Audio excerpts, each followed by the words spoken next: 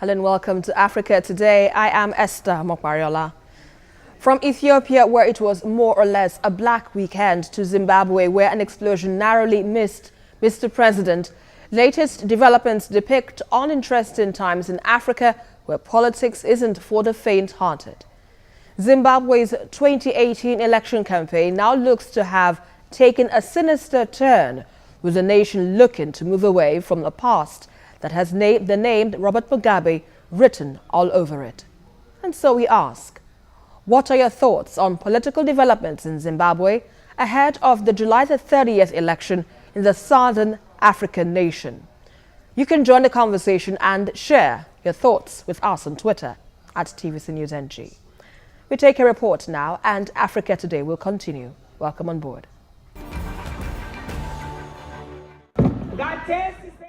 President Emerson Mnangagwa on Saturday, June 23rd, escaped injury in an explosion at a political rally in Bulawayo, the second largest city after Harare. He vowed the cowardly act would not derail Zimbabwe's first election since the ouster of former strongman Robert Mugabe. I don't think the evil people are part of Bulawayo. The evil people must come from elsewhere. The people of Bulawayo were so happy to see me, and I was so happy to see them. So you're not pointing fingers? No, not the people of Bulawayo. No, I love them. They love me. Who could be behind this nefarious? People outside Bulawayo. Outside Bulawayo, I can assure you. These are my normal enemies. And the attempts have been so many. This is not the first attempt on my life. It doesn't, to me, it's normal. I've been used to these attempts. Some 6 times my office was broken in. Cyanide was put on my home offices to threaten me so many times. Mnangagwa, a former Mugabe loyalist installed after the army ousted his erstwhile patron, said an object had exploded a few inches away from him, but it wasn't his time to go. He added that the injured included Vice President Kembo Mohadi, the wife of Vice President Constantino Chiwenga, the Environment Minister and the Deputy Speaker of Parliament. The blast came as Zimbabwe prepared to hold its first post-Mugabe presidential election on July the 30th, with 75-year-old Mnangagwa and 40-year-old Nelson Chamisa, the leader of the opposition movement for democratic change, as main contenders. It's just an element of the defeatists in the struggle for our freedom, independence, and democracy who are injured.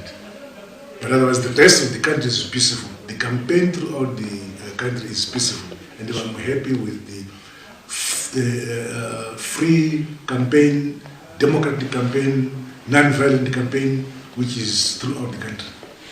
Police say they are searching for a motive for an explosion that injured 49 people.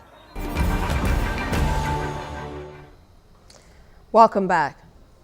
Now, barely 5 weeks to the general election and 7 months after the veteran leader Robert Mugabe relinquished power, political development in Zimbabwe is on the spotlight.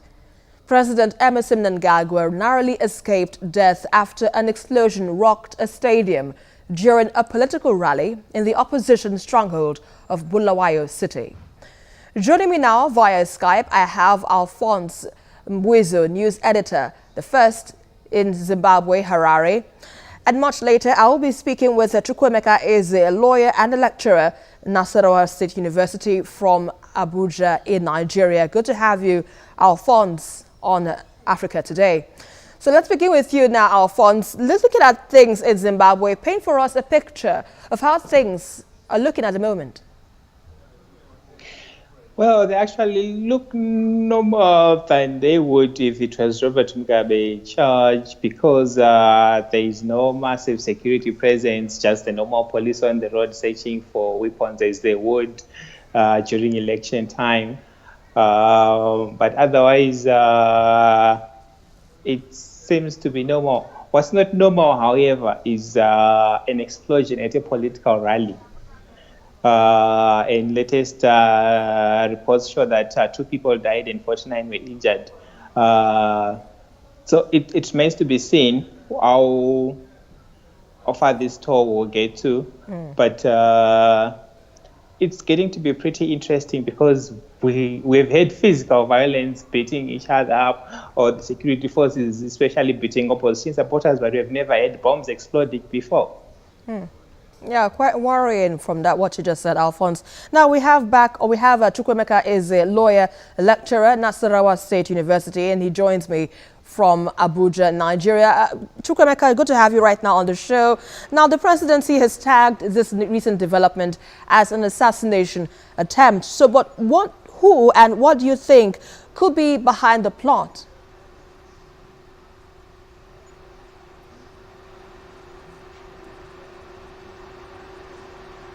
Hello, Chukwuemeka, can you hear me? Okay, it seems we're still having a challenge there connecting with Chukwuemeka Eze from Abuja. Now, let me quickly come back to you, Alphonse. From what the presidency says, the explosion was targeted at the president, Mnangagwa. How is the presidency dealing with this security threat? I think it's not much of what you can do, but the incident reveals, I think, mostly tensions within the ruling ZANU-PF party itself, because the party has yet to heal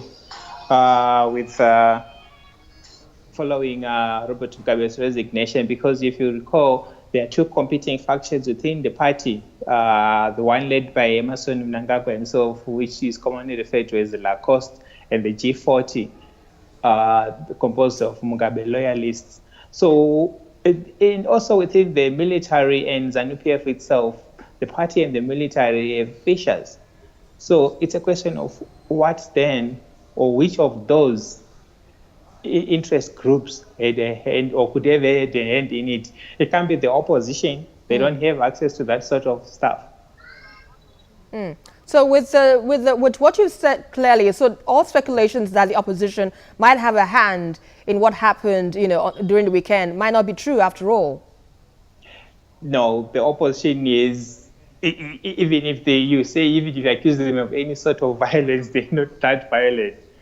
At least not to that extent. I mean, look, these are people who for the last almost 2 decades have been subjected to all sorts of beatings, and the worst thing they've ever done is probably beat back, not throw bombs. Bombs are the preserve of the military or the police.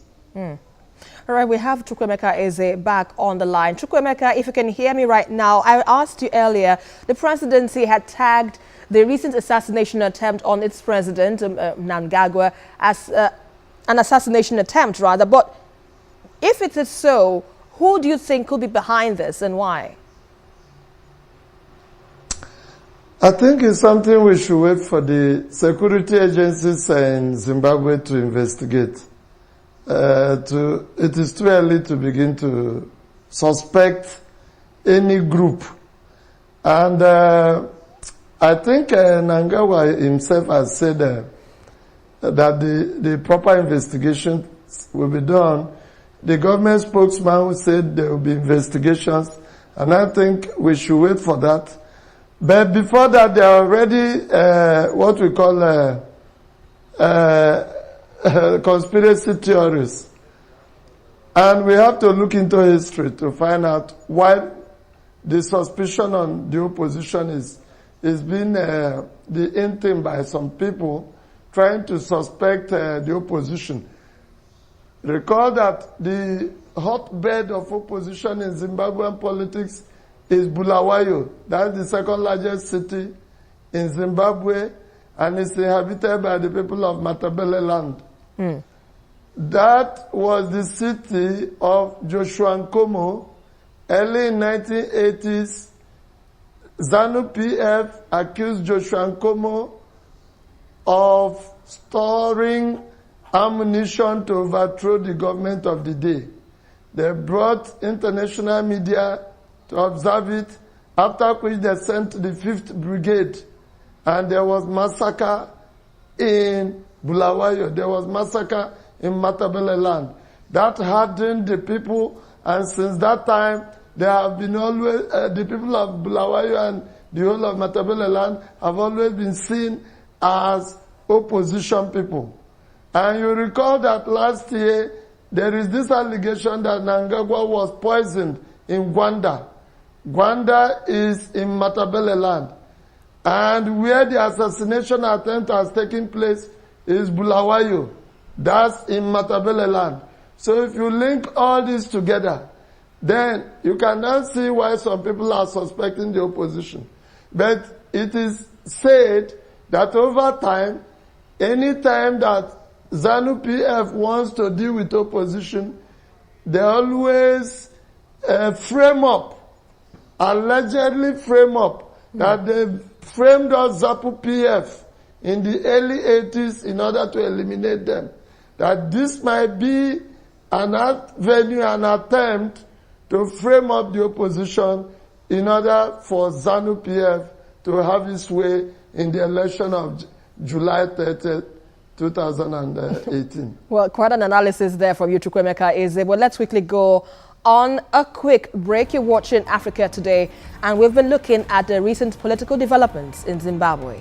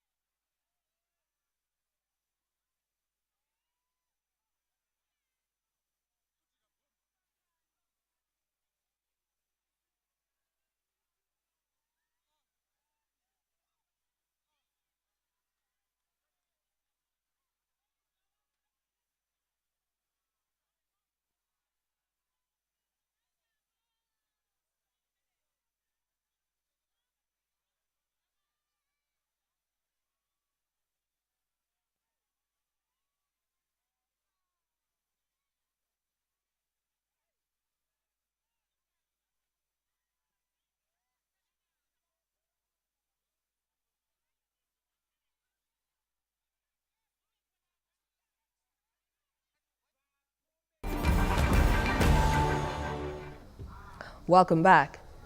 Zimbabwe's July the 30th election will be the first without Mugabe since the Southern African nation gained independence in 1980. Past votes have been marred by allegations of violence and fraud, and this time President Mnangagwa has pledged to hold a free and fair election, inviting Western observers for the first time in almost 2 decades. So now, Alphonse, from what Chukwuemeka has just pointed out, it could be a ploy by the ruling party to, well, indict the opposition or more or less try to whip up sentiments as the country gears up for an election next month.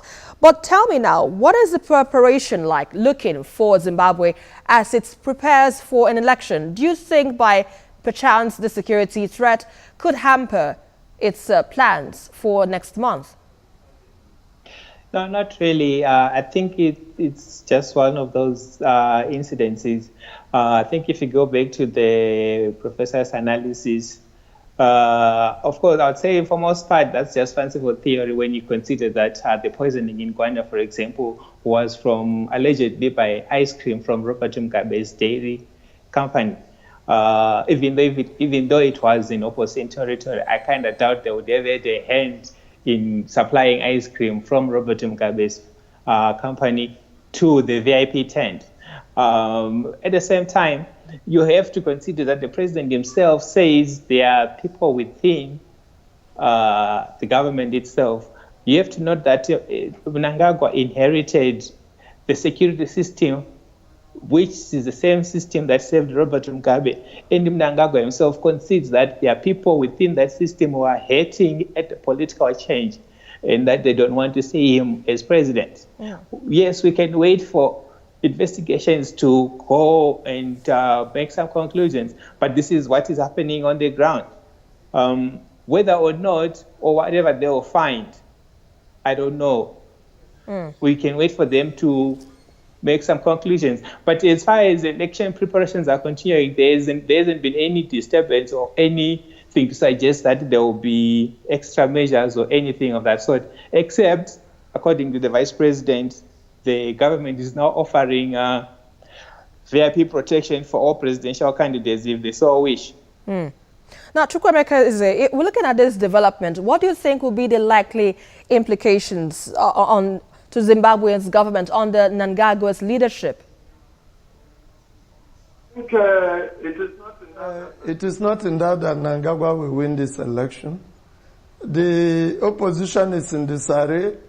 With the recent death of Morgan Shangaraya, there is no opposition leader in Zimbabwe for now that will pose sufficient threat to the ruling party. So I think Mnangagwa will win the election. The worst itself. You have to note that Mnangagwa inherited the security system, which is the same system that saved Robert Mugabe. And Mnangagwa himself concedes that there are people within that system who are hating at the political change and that they don't want to see him as president. Yeah. Yes, we can wait for investigations to go and make some conclusions, but this is what is happening on the ground. Whether or not, or whatever they will find, I don't know. We can wait for them to make some conclusions. But as far as election preparations are continuing, there hasn't been any disturbance or anything to suggest that there will be extra measures or anything of that sort, except, according to the Vice President, the government is now offering VIP protection for all presidential candidates if they so wish. Now, Chukwuemeka, we're looking at this development. What do you think will be the likely implications to Zimbabwe's government under Mnangagwa's leadership? It is not in doubt that Mnangagwa will win this election. The opposition is in disarray. With the recent death of Morgan Shangaraya, there is no opposition leader in Zimbabwe for now that will pose sufficient threat to the ruling party. So I think Mnangagwa will win the election. The worst has happened. The explosion that has happened, I think, is the worst. Anything worse than that will be the outright assassination of the president, which nobody foresees. I think it's going to... Oh, there it seems we're having some challenges with the line connecting to Chukwuemeka Ezil. But let me quickly come to Alphonse on this matter now. Alphonse, recently opposition held rallies, demanding for electoral reform. Now tell me, what has been the move by the government in regards to these agitations? Nothing. The opposition's main gripe has been the availability of the voters' roll, to have a soft copy of the voters' roll so they can audit. They can be able to audit it themselves. But the bigger problem is government or the election agency refusing. They would rather give them hard copies than soft copies. This is a problem that's been recurring even from 2013, where the opposition was supplied with the hard copy voters' roll after the election or the day before the elections. It's a tactic the government has used to basically bore the opposition to deter them from asking about it. Now, talking about these reforms, what exactly are the opposition demanding, and why hasn't the government responded to them? Because the government say they just did an electoral reform, but basically what the government is not doing is opening up the voting system for public scrutiny, which is the opposition's gripe. Because then it still gives government the advantage of pretty much doing whatever they want. When you consider that even voting materials from the previous election is still not made public, despite the law that says they should be. So what now is next for the opposition? How can they be heard if the government doesn't yield to their demands? Their biggest problem is the fact that even the international community seem to be rushing to want to embrace Mnangagwa. For them, the fact that they don't have Robert Mugabe seems to be enough, and they seem to want to endorse any half-hearted election as long as it passes as peaceful. Whether or not people are being cheated, they don't seem to care. And that's the opposition's problem. They don't seem to have that international support. But the fact of the matter is the professor, for example, was saying there is no opposition leader, which is totally wrong, because they actually do have a credible candidate who basically in a fair election, if the election is fair and square, most people would say he would win. But because the situation is as it is, it's not possible for him to win, not because he can't win or because he doesn't have support, but because basically the cards are not staked in against him. All right, we seem to have Chukwuemeka back online now. Chukwuemeka, what are your thoughts now on the demands by the opposition for electoral reforms, given that the government, well, doesn't seem ready to, give in to what they're asking for? I think the opposition will not succeed in having the reforms now. After 38 years of dictatorship hangover in Zimbabwe, I don't see it ending immediately with the coming in of Mnangagwa. It is still the same ZANU-PF. And recall that even during the massacre of the early 80s that I earlier told you about, that Mnangagwa called the people of Matabele land cockroaches. So I think he still has this mentality of dictatorship. So he will not easily yield to the opposition now. And more so when the international community has opened up to him, he has brought back Zimbabwe from the drift. And I think the Western world, they are in a fresh romance with Zimbabwe. So the opposition can shout, perhaps by the next election, these reforms will come in. But for this one, I don't see any reforms, fundamental reforms taking place in Zimbabwe. So now, if the opposition's voice isn't heard, how can you now say that the country practiced true democracy? I mean, a country needs to hear from both sides of the divide. So how can you say a government practices democracy here? By my own assessment, it will take Zimbabwe not less than 10 years to begin to practice true democracy. Why? What they are having now is civil rule. No, why do you have such perceptions? They have been running a one-party system since independence in 1980. And that party, ZANU-PF, they are not in a hurry to go. You can see when they wanted change of leadership, then they had to use the military. So there is a marriage between their military and the party. So I don't think this marriage can be cut off by opposition shenanigans. So I don't see them being actually ready now. So until when you get to that point that the military will stand aloof from the party, it is then you begin to see clear-cut fundamental reforms in Zimbabwean politics. As it is now, everything they are doing will just amount to civil rule. It will take time for them to have genuine democracy. Now, Alphonse, before we let you go now, the country definitely is preparing for elections next month. And of course, the people might be ready to go select or go vote who they want to lead them for the next period or so. But from the look of things, from your eyes as a Zimbabwean, who do the people really want? And do you think that Mnangagwa really enjoys popularity among his countrymen?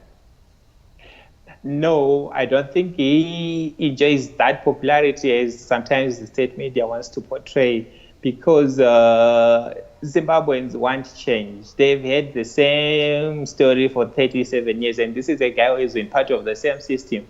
And Zimbabwe needs to have the experience of actually changing a government democratically. Then it gives them at least leeway to choose their leaders, the leaders they want, not some system not the leaders that are imposed on them by some system. But they're not going to get that. They're going to have to make do with some compromise. And the compromise which they don't choose. Somebody else is making the choice. Right. And in that compromise here, do you think perhaps the opposition might have a leeway of some sorts to present a candidate the people might want? The opposition has a candidate that people would want. Yes, he's immature and petulant at best, but they would rather take him than continue with this current system, because we know where this system has come from and where it has led us, which is Norway. All right, let me quickly come to you now, Chukwuemeka. From what you've seen on the ground, or from what you believe rather, where do you see Zimbabwe heading to in all of this? I see Zimbabwe going to have a successful election on July 30 that will continue with their civilian rule. Now, the court figures that would have made the difference in the opposition are gone. After Joshua Nkomo, then Morgan Shangaraya. With these court figures gone, it will take time to build another court figure for the opposition. So until then, the people of Zimbabwe will continue to rely on Mnangagwa. He's the one that can contain the military. He's lying on the same matrimonial bed with the Zimbabwean military, and is the one that can contain the elements of Robert Mugabe. So I don't think the people of Zimbabwe will gamble anything. They will allow Mnangagwa to win the election. And Mnangagwa will return and see off the Mugabe years. Except that is done, if you bring any person from the opposition, the Mugabe boys will find a way to kick him out. And that is the option before the Zimbabwean people. And I've told you where the whole thing will go. It will go in Mnangagwa's favor this time around. All right, let's wait and see how things turn out in some few weeks from now or so. Thank you very much. Chukwemeka is a lecturer from Nasarawa State University, Abuja, Nigeria. Thank you for your time with us. And also Alphonse Mwezo, news editor, the first Harare, Zimbabwe. Thank you for your time also on Africa Today.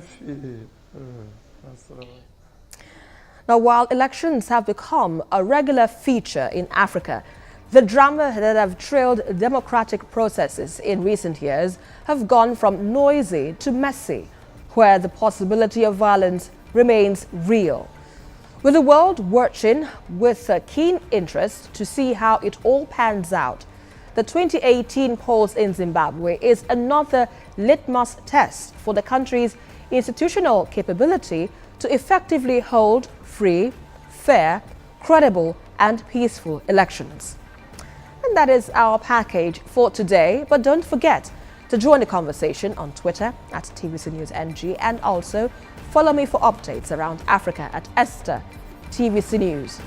Until the next one, I am Esther Omokwariola, and always remember, Africa can only get better.